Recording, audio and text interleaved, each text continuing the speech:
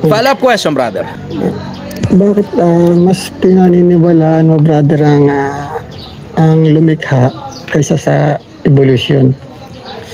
Yung konsepto kasi ng evolution hanggang ngayon hindi pa rin nila mapatunayan. Ang dahilan dahil dun sa konsepto na yung missing link hindi pa rin mahanap eh. Yung pagitan ng unggoy at saka tao, hindi pa rin nila makita eh. Walang mahukay hanggang ngayon eh. So, pinaka-latest na meron tayo, yung Piltdown Man. If you Google it up, Piltdown Man, isa sa mga, ano yan eh, pinakamalalaking hoax of the century.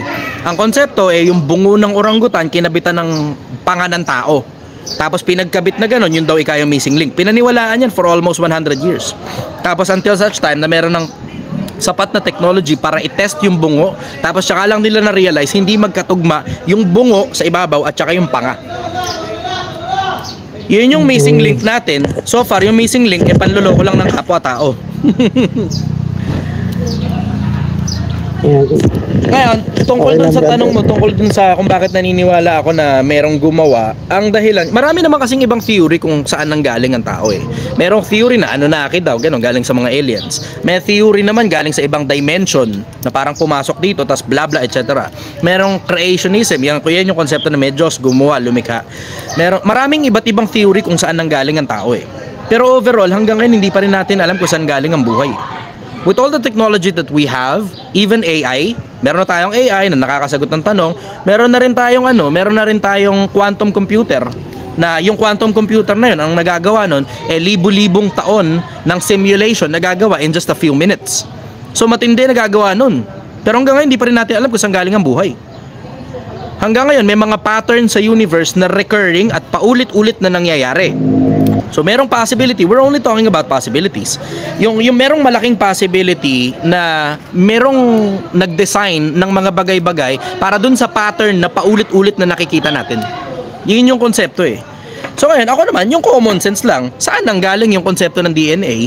Kasi yung DNA kasi sobrang, alam mo yun, sobrang sinsin ng pagkakahabi ng DNA na mahirap sabihin na nanggaling sa evolution yung konsepto ng DNA. Kung pag-aaralan mo yung konsepto ng DNA, mahirap sabihin na galingan sa konsepto ng evolution, brother. Isipin mo yung konsepto na, isipin mo pa yung konsepto na bakit hanggang ngayon may unggoy pa rin. Sabi nila galing daw sa ibang ancestors daw yung ibang unggoy, ba't hindi pa rin nag-evolve yung ibang unggoy? Tapos isipin mo ngayon yung konsepto na ba't may ibang tao mukhang kabayo? Diba? Gets mo yun? May tao mukhang kabayo, hindi mo naman maialis yun. Ano, galing naman sa kabayo yun, ibang species ng tao yun. Ganun ba yun? Diba? Isa pa yung konsepto rin ng mahirap paniwalaan yung evolution eh. Ang nagme-make sense sa akin yung yung mutation. Yan, nagme-make sense yan, yung mutation.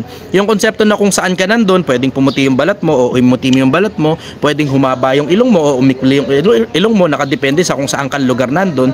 Pero mahirap yung konsepto ng mahirap yung konsepto ng evolution eh. Kasi tinan mo, isipin mo, meron silang na-discover na cyanobacteria. Yung cyanobacteria na yon, recently lang na, syempre may microscope na tayo, nakikita na natin yung yung mga bacteria. Tapos yung isa sa mga pinangalanan na yung cyanobacteria.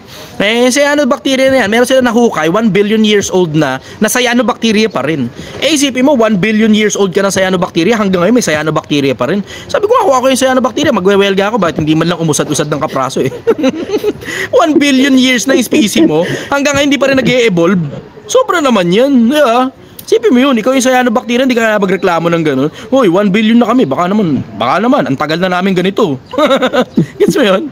So, mahirap paniwalaan kasi yung konsepto ng evolution eh. Ang nagme-make sense sa akin, yung theory ng mutation. Kasi nakakakita ka rin ng mga bacteria na nagmo-mutate eh. Katulad ng COVID-19, nakita mo, dumami yung mga paa-paa, gano'n. Tapos nagkaroon ng iba't ibang variant yung klase ng virus na gano'n. Nagmo-mutate.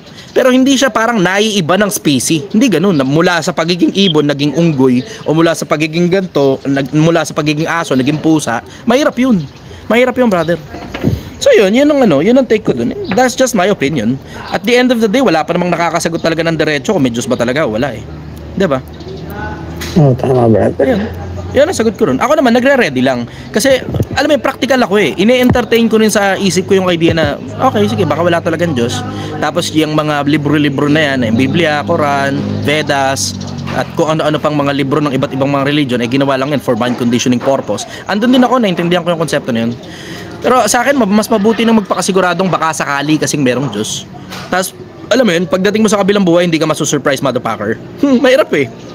Namaya, pagka sigurado tayo. Anong conclusion natin? Walang Diyos. Meron ba? Wala. Tapos ikalat pa natin sa mga tao, maniwala silang lahat, walang Diyos. Tapos pagdating mo ngayon sa kabilang buhay, surprise, motherfucker, may kabilang buhay pala. Paano ka ngayon?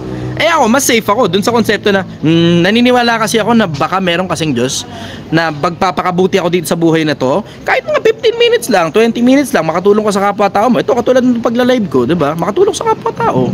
Tapos paglipas ng panahon, kung sakali mang walang Diyos, ayos lang. Bakit? Wala namang kwenta lahat ng bagay na ginawa natin eh. Hindi na importante kung mabuti yan o masama yan. Walang kwenta lahat ng bagay na ginawa natin kung walang Diyos sa kabila. Kung meron naman, di at least kahit paano nakapag-ready ako, may insurance ako. Bahala kayo sa buhay nyo. Practical lang ako, brother. Iniisip ko lang sarili ko. Makasarili akong tao eh. Ganun lang, makasarili akong tao. Lahat naman tayo eh, di ba? Lahat tayo may kanya-kanyang interest, lahat tayo may kanya-kanyang gusto. Ako ang gusto ko lang magpakasiguradong baka sakali. Doon lang. Sigurado ka? Hindi. Pero baka sakali, baka tangina, delikado yan, Brad eh. Mabuti rin sigurado kaysa pagdating mo sa kabilang buhay. Ano mga tangin lang yan? Sino ka? Ako si Chester. Di ba ayaw mo sa akin? Hindi, gusto ko na sa'yo ngayon. Nakita na kita eh. Mahirap yung Brad. Delikado. Yun ang sagot ko ron, brother. Hanggang sa dulo, mananatili pa rin akong sumasagot ng mga tanong. Mananatili akong hindi interesado sa politika. Mananatili akong hindi interesado sa pera. Mananatili akong hindi interesado sa kasikatan, sa kayamanan, sa kapangyarihan, sa katanyagan. Mananatili pa rin akong sumasagot sa mga tanong ninyo sa pag-ibig at sa pagmamahal sa akin.